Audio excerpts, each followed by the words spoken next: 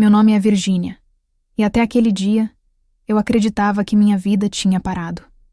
Não em um acidente, nem em um desastre, mas em algo silencioso e constante: o cansaço. Perdi o emprego 3 meses antes, o aluguel atrasado, as contas acumulando, a geladeira quase vazia. Todos os dias eu saía de casa fingindo que ainda tinha para onde ir. Andava pelas ruas com o currículo na bolsa e uma esperança teimosa de que alguém me diria sim, mas o não parecia ser a única palavra que o mundo conhecia. Naquela manhã, chovia fraco. O vento gelado atravessava o casaco fino e o guarda-chuva insistia em virar do avesso. Sentei num banco da praça, tentando secar o rosto, e por um instante pensei em desistir. De procurar, de tentar, de acreditar. Foi quando ele apareceu. Um homem de uns 40 anos, casaco escuro, câmera pendurada no pescoço. Caminhava com calma, observando tudo como se o mundo tivesse detalhes que só ele via. Parou alguns passos à minha frente, olhou em volta e depois olhou para mim, direto, sem pressa. "Desculpa incomodar", ele disse aproximando-se. "Tá tudo bem com você?" Assenti, sem vontade de conversar. "Sim, só esperando a chuva passar." Ele sorriu de leve. "Tô vendo. Mas o jeito como você olha pro chão, parece que tá chovendo por dentro também." Olhei pra ele, surpresa. "Desculpa?" "Sou fotógrafo. Às vezes eu reparo demais, fotógrafo." Pensei que fosse mais um curioso. Ou pior, um tipo estranho, mas havia algo na voz dele. Calma, firme, sem malícia. "Posso te fazer uma proposta?" Ele perguntou. Eu franzi o senho. "Depende." Ele se aproximou um pouco, mantendo distância respeitosa. "Tenho um projeto fotográfico. Eu pago um valor simbólico pelas fotos. E, bom, se você topar, acho que seria perfeita para isso." Na hora desconfiei. Dinheiro por fotos? Soava errado, perigoso até. Ele abriu a mochila e tirou um portfólio plastificado. Folheei devagar. As fotos eram de mulheres com roupas íntimas de vários ângulos. "Não. Obrigada", eu disse. "Por que eu?" perguntei. "Porque você tem um corpo muito bonito, e algo me diz que precisa muito desse dinheiro." "Estou errado?" ele perguntou. Demorei para responder. Parte de mim queria ir embora, mas outra parte precisava muito daquele dinheiro. "Quanto você paga?" perguntei sem rodeios. Ele sorriu, sem se ofender. R$ 200 por 1 hora de sessão. Eu tenho um estúdio no meu AP. Fica aqui perto. R$ 200. Podia parecer pouco para muita gente, mas para mim era uma chance de comprar comida, pagar o ônibus, respirar. "E se eu não gostar das fotos?" perguntei. "Você não precisa autorizar o uso. Eu pago do mesmo jeito." Havia mistério no olhar dele. Respirei fundo e disse: "Tá bom. Eu topo." Ele se apresentou. "Meu nome é Eduardo. Virgínia." E foi assim que começou. A chuva fina continuava. Seguimos até o AP dele, e realmente era bem próximo. O AP era pequeno, sala arrumada, cozinha integrada à sala. Mas o que me chamou a atenção foram algumas câmeras de vídeo posicionadas na sala. "Faz vídeos também?" perguntei. "Sim, algumas clientes aceitam fazer", ele disse. Fiquei em "Posso começar?" ele perguntou. "Sim, podemos", respondi. Ele me explicou algumas posições e tiramos as fotos necessárias. Cada clique da câmera eu sentia um mistério naquela história toda, mas fui deixando rolar. Até que ele disse: "Podemos tirar algumas com roupas mais à vontade?" "Tipo as fotos do portfólio?" "Não foi o que combinamos." Eu sorri. "Eu sei que não combinamos. Pago mais 200 pelas fotos", ele disse sério. Eram R$ 400, e eu precisava muito daquele dinheiro. Eu apenas afirmei com a cabeça. Olhei para ele e percebi uma satisfação no seu rosto. Comecei a tirar a roupa de cima, e fiquei apenas de roupa íntima. Ele me olhou com desejo e disse: "Você tem um corpo lindo." "Obrigada", respondi. Ele me ensinou as posições que ele queria, e eram posições bem picantes. Olhei para a calça dele e vi um volume aumentando no meio das pernas dele. Em certo momento, eu vi ele mexendo lá. Aquilo me excitou um pouco. Ele veio mais próximo e disse: "Terminamos. Aqui está o dinheiro prometido. Eu ainda estava de roupa íntima, e ele me olhava toda com muito desejo. E então ele fez outra proposta. Você é a mulher mais linda que fotografei até hoje. Não aguento mais o tesão que estou sentindo. Por que não aproveitamos que estamos sozinhos? Tá achando que sou fácil assim, é? Perguntei. Te dou mais 200 para ficar comigo agora mesmo. Ele disse. 200? Eu sorri alto. Por isso eu só uso a minha boquinha. Respondi com um sorriso safado. Eu não tinha mais nada a perder mesmo. Ele estava com muito tesão. E aquela conversa tinha me deixado muito molhada também. Sem dizer nada, ele puxou um bolo de dinheiro do bolso enrolado em uma liga. Jogou em cima da mesa e me agarrou. Eu nem quis contar quanto tinha. Nos beijamos intensamente. Ele começou a tirar suas roupas e foi quando eu vi o tamanho daquele tronco. Era o maior que eu já tinha visto. Acho que tinha uns 22 centímetros. Ele me pegou pelos cabelos de leve e baixou minha boca até aquela madeira grande. Não cabia a cabeça na minha boca, mas eu fiz o meu papel. Deixei ele todo molhado. Quando eu terminei, ele me botou de costas e colocou só a cabeça dentro. Devagarinho ele foi entrando mais. Eu senti como se fosse me rasgar ao meio, mas fui acostumando. E adorei levar daquele tronco grande. O resto, os safadinhos sabem como terminou. Deixo na imaginação de vocês. Troquei o número com ele.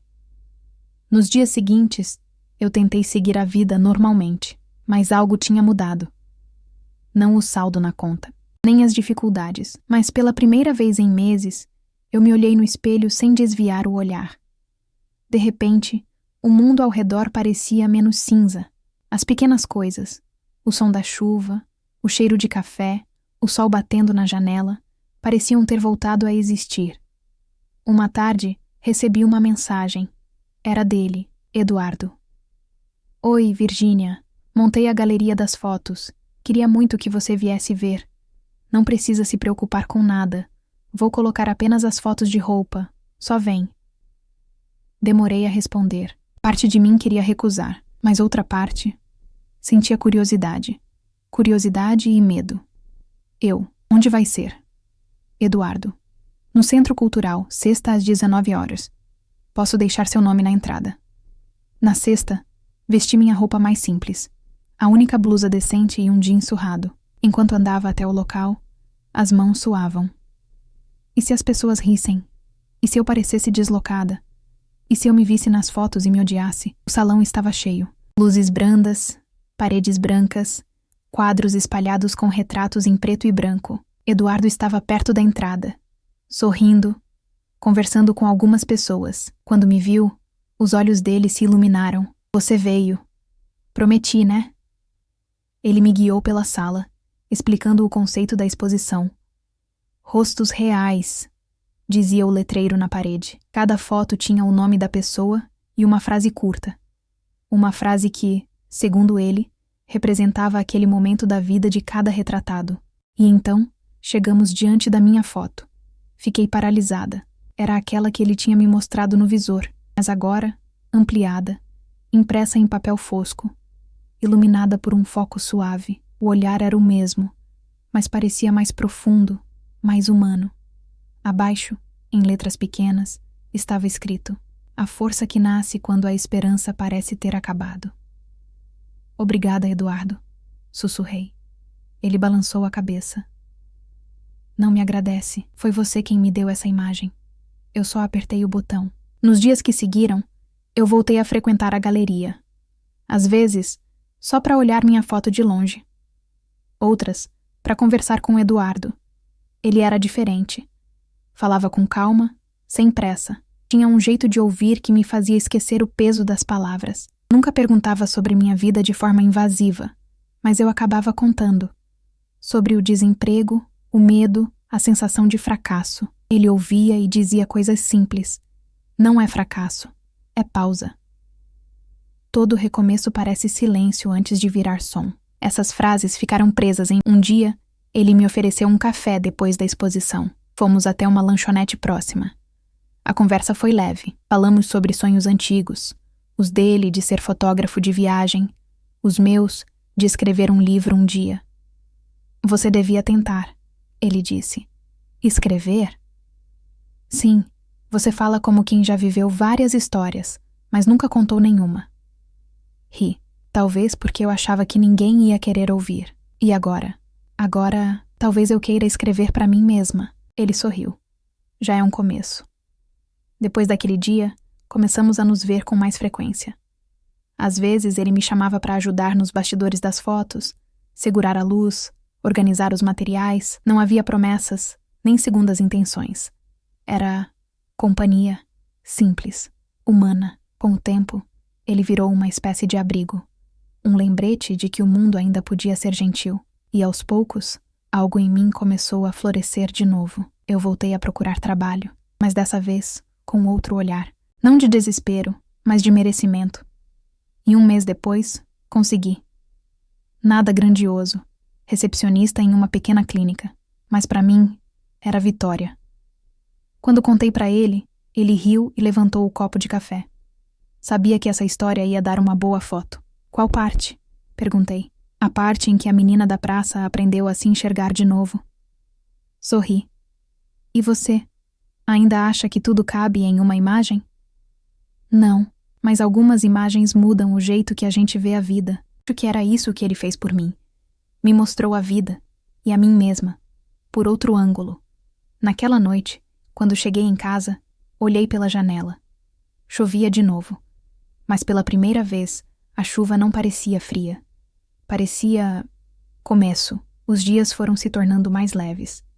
Trabalhar de novo, ter um motivo para levantar cedo, ouvir o som da cidade sem o peso da preocupação.